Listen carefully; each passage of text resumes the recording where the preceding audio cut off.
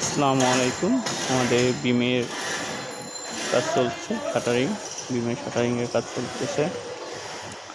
সব ছাউনিও বিছাই ফেলেছি। এখন বিমের রড সাজাবো। বিমের রড তোলার পর বিমের রডটা সাজাবো।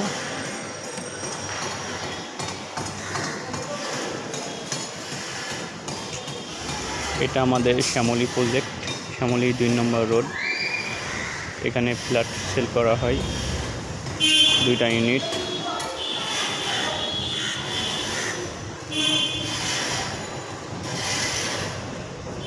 প্লিজ ভাইরা ভিডিওটা দেখার পর একটু শেয়ার করে দিবেন আপনারা, দয়া করে।